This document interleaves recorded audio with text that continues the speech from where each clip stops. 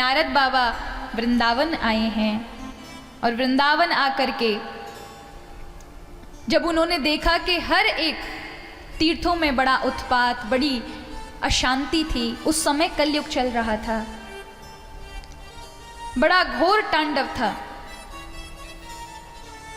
जगह जगह धर्म की जगह अधर्म हो रहा है, संतानों के अंदर सेवा का, कर्तव्यता का भाव होना चाहिए, वो नहीं रहा।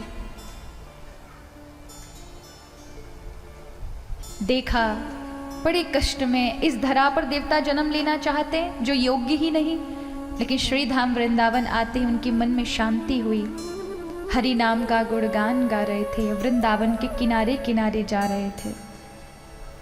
हम भी चलते हैं, क्योंकि वृंदावन में ही भक्ति महारानी ज्ञान वैराग्य की भेंट नारद जी से होगी। और धन्यम वृंदावनम तेन भक्तिर नृत्यति यत्र च, वो श्रीधाम वृंदावन धन्य है जहाँ नित्य प्रति भक्ति भक्तों के हृदय में नृत्य करती रहती है। नारद जी वृंदावन की ओर हरि नाम उच्चारते हुए जा रहे थे। उसी समय यमुना जी के उस पार से इस पार नारद जी हरि नाम, हरि नारायण नारायण नारायण नाम रट रहे थे। बड़ी शांति थी, बड़ा आनंद था, खूब मन भजन में लग रहा था। कल कल करती हुई यमुना नदी, लेकिन थोड़ी दूर चले ही थे कि किसी ने शांति में मानो रस में भंग डाल दिया हो। एक बहुत तेज रोने की आवाज सुनाई दी, कोई स्त्री बहुत तेज रो रही है, मुझे कोई बचा ले, मुझे कोई बचा ले, कोई बचा ले। नारद जी को बड़ा आश्चर्य हुआ कि ये कौन स्त्री है जो इतनी तेज तेज पुकार रही है। जब देखा उस पार से आवाज आ रही है तो नारद जी आज आकाश मार्ग से होते उस पार गए। देखा एक बड़ी ही सुंदर स्त्री जिसके सारे चिन्ह सौभाग्यवती के दिख रहे थे, बड़ी सुंदर, कोई 20-22 वर्ष की नवयुवती, और अपनी गोदी में बूढ़े पुरुषों को लिटा करके, दो पुरुष, एक का सिर इस जंघा पर रखा है, दूसरे का इस जंघा पर रखा है, उन वृद्ध पुरुषों को देखकर रो रही है। नारद जी ने बड़े ध्यान से देखा ये कौन है और ये स्त्री क्यों रो रही है। उसके साथ और भी अनेक स्त्रियां थी, वहां और कोई पुरुष दिखाई नहीं, वो दो ही पुरुष थे जो लेटे हुए थे। लग रहा था इनमें कोई जान नहीं रही है। अब नारद जी को जब ऐसा लगा तो उन्होंने कहा फिर हमारा क्या मतलब है, अब संसार का भी अपना दुख है, हमें इन मामलों में नहीं पड़ना चाहिए। जाने लगे तो उस स्त्री ने एकाएक महात्मा को जाते हुए देखा तो आज नारद जी की ओर खड़ी हो गई और प्रार्थना करने लगी। कहा रुकिए महाराज, आप अगर संत दरवाजे तक आ जाएं पुण्यों के बाद और फिर भी यदि लौट कर चले जाएं तो ये हमारा बड़ा दुर्भाग्य है। महाराज मुझे क्षमा करिए, मैं देख ना पाई, पर मुझे बचा लीजिए क्योंकि मुझे आपका ही आश्रय है। भौ भौषादो क्षणं तिष्ठा मचिन्तामपि नाशया दर्शनं तव लोकस्य सर्वथा अगहरं परम। हे महाराज, भव भौषादो क्षणं तिष्ठः, महाराज सुने, रुक जाइए। मेरा भाग्य तो नहीं है, लेकिन मैं आपकी शरण में हूँ और सुना है कोई शरणागत हो जाता है तो हरि वैष्णव जन, हरि भक्त कभी छोड़ते नहीं हैं, तो मुझे ना छोड़िएगा, मेरे दुखों का निवारण करिए। तो नारद जी पूछते हैं देवी तुम कौन हो, पहले अपना परिचय दो, और ये कौन है। कहा महाराज ये जो लेटे हुए दिखाई दे रहे हैं बूढ़े, ये मेरे दो बेटे हैं और मैं इनकी माँ हूँ। नारद जी को बड़ा आश्चर्य हुआ, माँ एकदम 20 वर्ष की और बालक 80-80 साल के, बड़ा ये तो उल्टी बात हो गई। मैंने कहा देवी मुझे नहीं लगता तुम इस जगत की हो, क्योंकि जगत का व्यवहार बड़ा ठीक ठाक सा है, लेकिन आपका बड़ा उल्टा दिखाई दे रहा है, सच सच बताओ आप कौन हैं। तो देवी जी हाथ जोड़कर कहती है महाराज सच पहचाना, मैं इस जगत की नहीं हूँ, मैं तो गोलोक धाम से आई हूँ। क्या नाम है? अहम भक्तिरिति ख्यातो इमो में तनयो मतयो ज्ञान वैराग्य नामानो काल योगेन महाराज, मेरा नाम भक्ति है। मैं गोलोक धाम से भगवान के भक्तों के लिए इस धरा पर आई हूँ, क्योंकि मेरा जब तक निवास कहीं नहीं होता तब तक भगवान के प्रति प्रेम उत्पन्न नहीं होता। इसलिए प्रभु ने आदेश दिया तो इस धरा पर आई, लेकिन धरा पर मेरा जन्म तो हुआ, साथ में मेरे बालक भी, क्योंकि मुझे भगवत भक्ति के साथ भगवान की पत्नी भी कहा जाता है, तो मेरे बालकों का जन्म हुआ ज्ञान और वैराग्य। ये बड़े सुंदर बाल अवस्था में थे।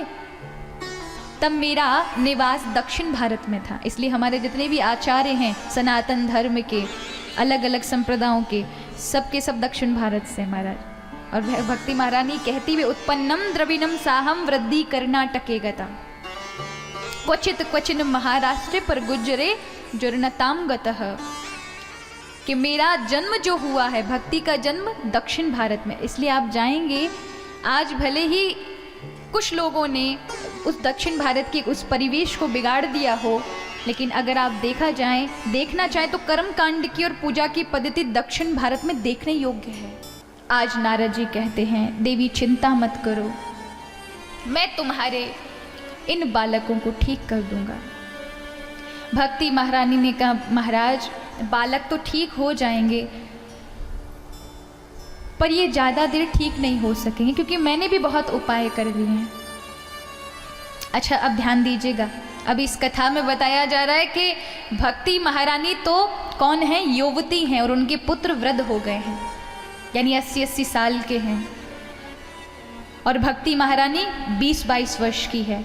अब ध्यान देना, भक्ति कौन है, ज्ञान वैराग्यों की माता है, और ज्ञान वैराग्य कौन है, जो पड़े हैं पुरुषों के रूप में नारद जी के समक्ष। अब मैं आपको बता दूं, ये समाधि भाषा है, ऐसा मत समझ लेना भक्ति महारानी जवान है तो इसका मतलब उनके बाल काले होंगे, उनके पुत्रों के बाल बूढ़े हो गए होंगे। इसका अर्थ है कि अन्य जगहों पर भक्ति की कोई कद्र नहीं थी, लोग ज्ञान वैराग्यों को अत्यधिक ज़्यादा महत्व देते थे, इसलिए अन्य जगहों पर भक्ति महारानी बूढ़ी होकर रही, लेकिन ज्ञान वैराग्य जवान थे, क्योंकि उन्हें खुराक मिल रही थी। हर एक व्यक्ति के हृदय में ज्ञान था, वैराग्य था। लेकिन श्री धाम वृंदावन में उल्टा हो गया, वहाँ केवल भक्ति भक्ति रहती है, ज्ञान वैराग्य का कोई काम धाम नहीं था।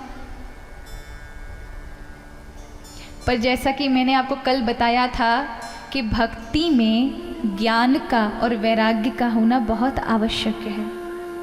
अगर भक्ति रही और ज्ञान नहीं रहा तो भक्ति ज़्यादा दिन टिकने वाली नहीं है, क्योंकि जिस चीज़ के बारे में आपको पता ही नहीं होगा, उसके महत्व के बारे में अगर आप जानेंगे ही नहीं तो आपको प्रेम नहीं होगा। तो भक्ति जीवन में आएगी तो, लेकिन भाव नहीं बनेंगे, फिर आपके सामने अलमारी में ठाकुर जी रखे रहेंगे, आप कभी भी भावुक होकर के उनके सामने आधा घंटा भी नहीं बैठ सकते, क्योंकि आपके अंदर प्रेम का जन्म ही नहीं हुआ। ऐसे समझें, अगर कोई हरदा से मथुरा जा रहा हो, ट्रेन में बैठा हो, अब ट्रेन में बैठा हो, सामने वाले भले तुम्हारे गांव का हो या किसी पास ही के किसी गांव का, और आप एक दूसरे को नहीं जानते, तो भले ही पूरा 10 घंटे बैठ जाना आमने सामने, कोई बातचीत नहीं होगी।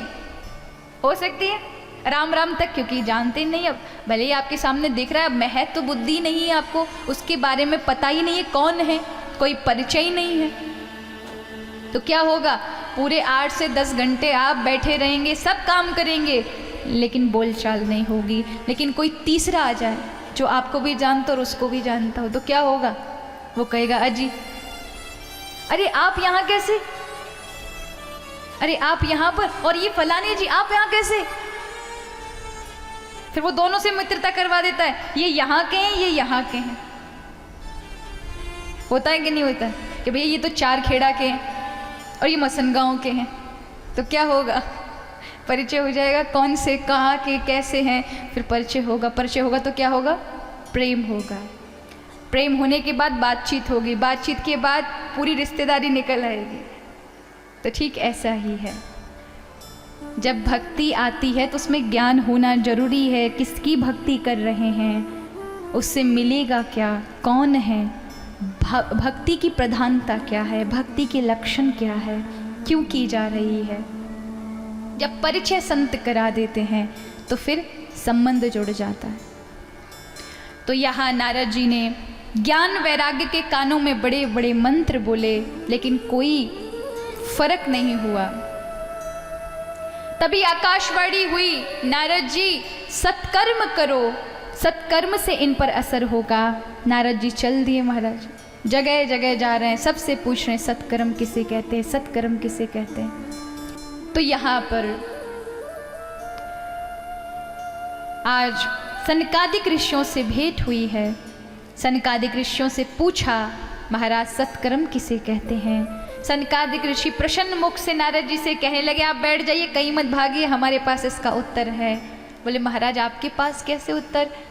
तो आज बताते हैं सनकादिक ऋषि, सत्कर्म सूचकम नूनम ज्ञान यज्ञष्मतो बुद्धै श्रीमद् भागवतालापः सतुगीत सुकादिभिः। सत्कर्म कहते हैं ज्ञान यज्ञ को। ज्ञान यज्ञ यानी श्रीमद् भागवत कथा की प्रेरणा दी है। नारद जी ने कहा मैं जानता नहीं हूँ महाराज, कैसे कराऊं। तो बता दिया, गंगा जी का तट है हरिद्वार में, वहाँ जाओ, वहाँ करवाओ। आज नारद जी ने कथा करवाई। अब पहले तो इतने बड़े बड़े पंडाल नहीं हुआ करते थे, उस समय की कथा की बात ही विशेषता कुछ और होती थी महाराज। 4 ऋषि बैठ जाते, बिना माइक के हजारों की संख्याओं में लोगों को सुनाते थे। लोग एक चुप होकर के बड़ी शांत भावना से श्रवण करते थे। तो आप बताइए उस समय ऋषियों की वाणी में कितना तेज हुआ करता था, संतों की वाणी में और लोगों को सुनने की में, कि वो यहाँ से बोलते थे और हजारों की भीड़ उन्हें सुनती थी।